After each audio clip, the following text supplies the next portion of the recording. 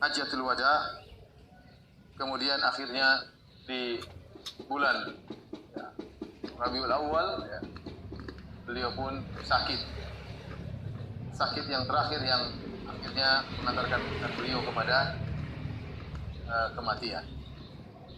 Sakit tersebut dijelaskan oleh para ulama disebabkan karena racun yang pernah dimakan oleh Nabi SAW tatkala perang Khaybar.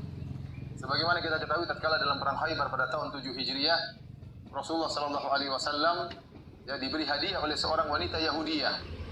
Dan Rasulullah SAW berhusnudzon kepada wanita tersebut, kasih kambing dihadiahkan kepada Nabi, dan kita tahu makanan ahlul kitab halal dimakan. Ternyata wanita Yahudi tadi memberi racun di kambing tersebut, terutama di zira, di bagian paha kambing yang paling disukai oleh Nabi SAW. Dia taruh racun banyak-banyak. Akhirnya Nabi SAW makan dengan bersebagian para sahabat. Para sahabat makan dan Nabi juga sempat makan. Ketika Nabi sempat makan, tahu-tahu kambingnya berbicara, "Ini masmumah, saya beracun." Nabi berhenti. Sebagian sahabat sudah terlanjur apa? Makan. Sehingga akhirnya ada yang meninggal tempat, dan ada yang meninggal belakangan, dan Nabi sudah terlanjur apa? Makan dari racun tersebut, namun tidak banyak.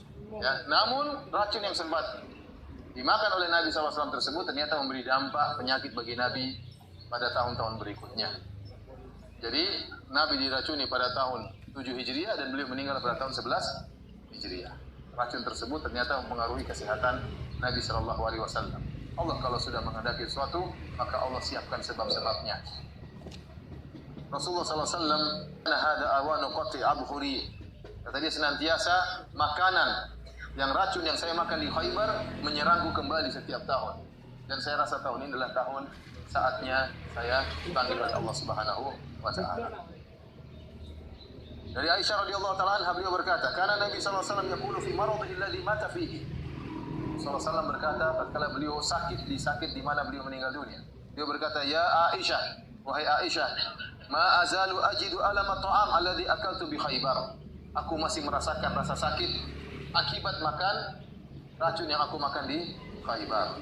Fa hada awanun wajadtu qita'a buhuri min dzalika sum. Dan ini saatnya aku mendapati urat-uratku akan terputus gara-gara racun tersebut.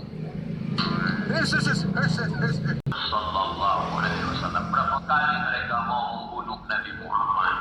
Tanya mereka lah. Begitu Nabi datang, mereka tanya, "Muhammad, mau makan apa? Daging paling suka makan apa?" Nabi Muhammad sallallahu alaihi wasallam paling suka makan daging kambing, kaki bagian depan.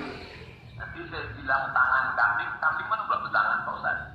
Kaki kambing, kaki bungkuk, kaki belakang, ada kaki bagian depan. Itu Nabi paling suka. Itu disebutkan oleh Imam At-Tirmidzi dalam Asy-Syama'il Al-Muhammadiyah. Mereka tanya, "Muhammad, ya, suka makan daging kambing bagian mananya?" Bagian depan.